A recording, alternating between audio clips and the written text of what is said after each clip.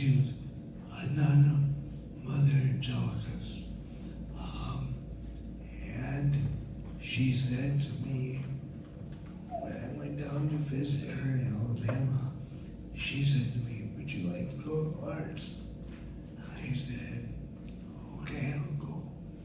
And if Marlene can finish, I'll finish it. But if she could tell a little bit of the story, because obviously she'll be back faster than me, but she knows it.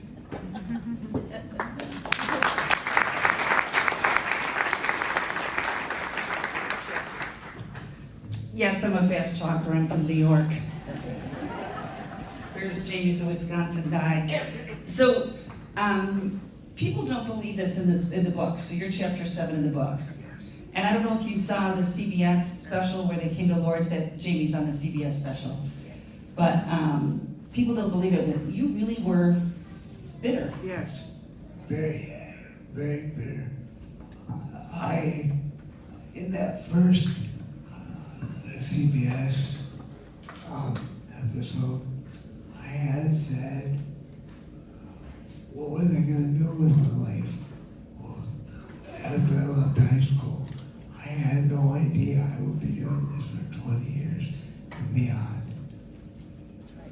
So Jamie was kind of bitter because he graduated, he's home, and he's thinking what's going to happen in my life, and just started to get really resentful and away from the church for a long time. But now you're confirmed. Yes.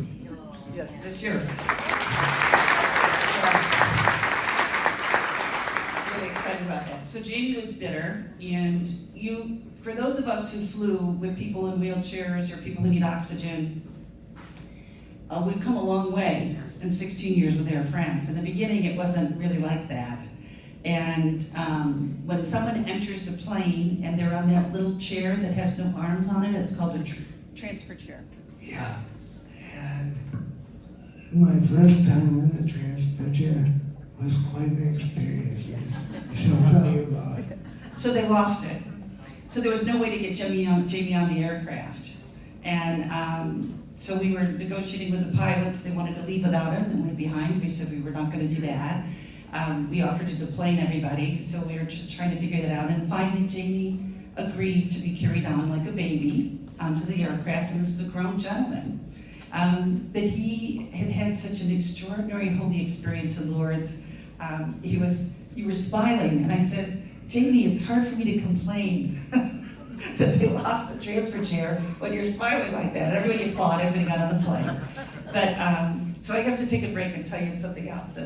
So you came back with Julie. I did this as a joke. My phone is on my belt. You did not. You did too. I did too. Okay, so he's got the joke with him. So we're coming back, and the nurse that was on the same aircraft with Jamie was not going to make it through. She got caught in security, and they were going to close the doors, and they were not going to take her. So I just quick picked up the phone, and I called Jamie. And Jamie had his phone on his belt. He's got it on his belt right now today, because he doesn't do that anymore. But he had his phone on his belt. And I called, and he got somebody on the aircraft to come over, take his phone off his belt, and put it up to his ear. And I said, Jamie, you need to hold that plane, hold the aircraft.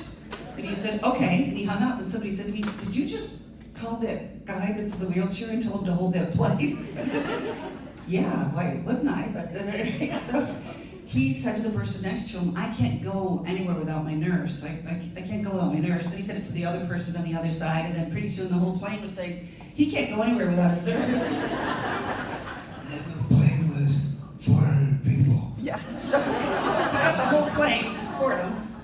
And so pretty soon the pilot came out, he's got him convinced, and then all of a sudden we get her through security. And she gets to the door, and I should mention that she's a double amputee. She doesn't have any legs up at the hip. And so she's in the wheelchair. Yeah. So she finally gets to the airplane, and the pilot looks at her and says, that's who you're waiting for? And she says, this is your nurse? And Jamie said, you should see my doctor.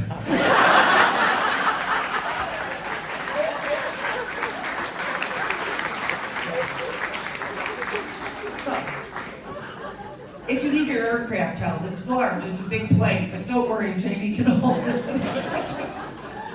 So, but Jamie also does things like people who are coming who are quadriplegia, or in a wheelchair, who are afraid to fly. We just give them Jamie's phone number. Yeah, and then I also work with the airlines, and she'll tell you about that also. And so we have also too, like the Mary's Kitchen Table, yes, so that he started that with Kathy Schultz on our board of directors. So that's for people who've come with us that want to continue to stay in the friendship and stay in the loop, and stay connected, and to be able to help us be able to better serve people who are living in wheelchairs, people who are traveling with oxygen, people who are traveling with different devices. And we also have a supportive care committee too. So that's, for us to be able to better serve all of you, you're able to tell us how we can do that, the things that we can do.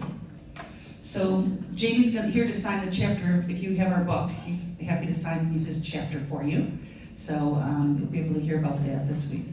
So Jamie flew in out of Minneapolis, St. Paul, so we'll probably add that as one of our departures. And let me tell you, it's a lot easier than what I've been doing. What? I said, the Minneapolis one is a lot easier than what I've been doing. Oh, he It's says, Minneapolis. Oh, now he's telling you that's the best flight. Get on Minneapolis. He's already filled the plane. Okay. So thanks, Jamie. So you get to spend some time with Jamie this week.